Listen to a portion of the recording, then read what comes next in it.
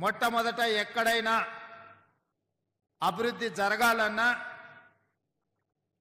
నగరం నిర్మాణం జరగాలన్నా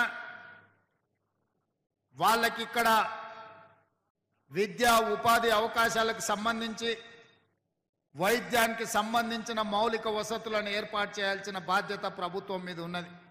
ఇయాల ఇక్కడ ప్రారంభోత్సవం చేసుకున్నది పిల్లల చదువుల కోసం పాఠశాల, అదే విధంగా ఒక అడ్వాన్స్ టెక్నాలజీ సెంటర్ని, అదే విధంగా ఒక కమ్యూనిటీ హాల్ 2 ఎకరాలలో మీకు ప్రాథమిక వైద్యాన్ని అందించడానికి ప్రభుత్వ వైద్యశాల 1 ఎకరంలో ఇవాళ కొన్ని కోట్ల రూపాయలతోని ఈడ పనులను ప్రారంభించుకున్నాం.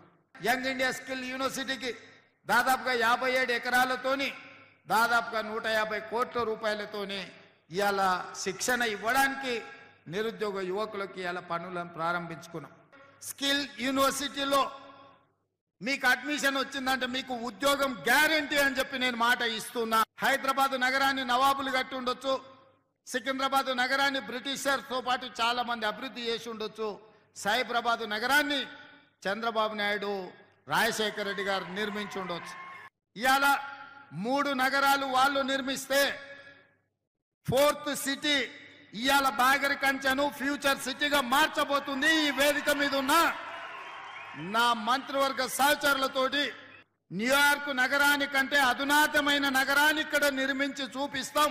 రేపు భవిష్యత్తులో ఈ దేశంలో విదేశాల నుంచి వేలాది కోట్ల రూపాయల పెట్టుబడులు తెచ్చి ఇక్కడ హెల్త్ టూరిజం హబ్ని చేస్తాం, స్పోర్ట్స్ టూరిజం హబ్ని చేస్తాం. స్పోర్ట్స్ ఈడ స్టేడియంలు తీసుకొస్తాం, ఈడ ఎడ్యుకేషనల్ ఇన్స్టిట్యూషన్స్ను యూనివర్సిటీలను తీసుకొస్తాం, ఈడ పెద్ద పెద్ద కార్పొరేట్ కంపెనీలను తీసుకొచ్చి వాటి వ్యాపారాలను ఇక్కడ చేపిస్తాం. ఇక్కడ ప్రతిదీ డెవలప్ చేస్తాం. మన ఈ ముచ్చెర్ల ప్రాంత భూమి కానుకొని కడతాలు మహబూబ్ నగర్ జిల్లాలో ఉన్న ఆమన్గల్ కడతాలు ప్రాంతంలో ఉన్న వేలాది ఎకరాల ఫారెస్ట్ ఏదైతుందో అర్బన్ ఫారెస్ట్ కింద డెవలప్ చేసి నైట్ సఫారీని కూడా అందులో డెవలప్ చేస్తాం. పర్యాటకులు ఎక్కడున్నా ఇక్కడికి వచ్చి చూసే విధంగా చేస్తాం.